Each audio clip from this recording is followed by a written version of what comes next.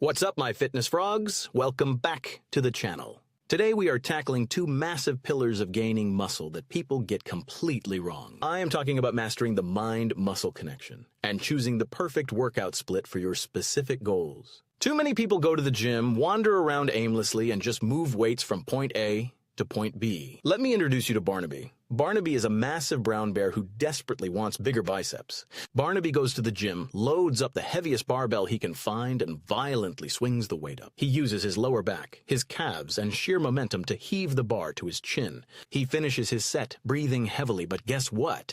His biceps barely did any work at all. He lacked the mind-muscle connection. His brain was focused on moving the weight, not contracting the muscle. And to make matters worse, Barnaby does this chaotic, full-body, ego-lifting routine 6 days a week. His muscles are completely exhausted, his joints are aching, and he is giving his body zero time to recover. His split is a mess, and his technique is a disaster. It is a one-way ticket to stagnation station. So let's hop right into the science of the mind-muscle connection. What exactly is it? When you lift a weight, your brain sends an electrical signal down your spinal cord to your motor neurons.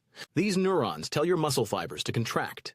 The stronger the signal, the more fibers you recruit. Research shows that focusing your attention internally on the specific muscle being worked actually increases the electromyography, or EMG, activity in that muscle. In a famous study, participants who focused on squeezing their biceps during a curl experienced significantly more muscle growth over 8 weeks. This was compared to a control group who just focused on lifting the weight as fast as possible.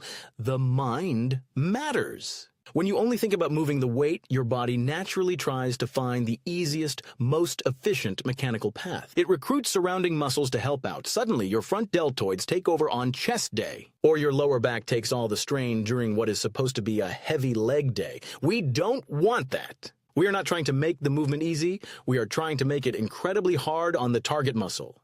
That is how you force adaptation. To build an unbreakable mind-muscle connection, you need to check your ego at the door. Drop the weight by 20%. Slow down the eccentric portion of the lift. That is the lowering phase. Control the weight. Do not let it control you. Close your eyes, visualize the muscle fibers stretching and contracting, and actively squeeze the muscle at the peak of the movement. It takes practice. Sometimes it helps to lightly tap or touch the muscle you are trying to work to wake up those sensory pathways. Now, once you have mastered the internal focus, you need a structured plan to apply it. You need a workout split. A workout split is simply how you divide your training throughout the week. And spoiler alert, there is no single magical split. The perfect split depends entirely on your schedule, your recovery capacity, and your training experience. Let's break down the big 3 splits. First up, the full body split. This is where you train all your major muscle groups in a single session, typically 3 non-consecutive days a week. This is absolutely fantastic for beginners.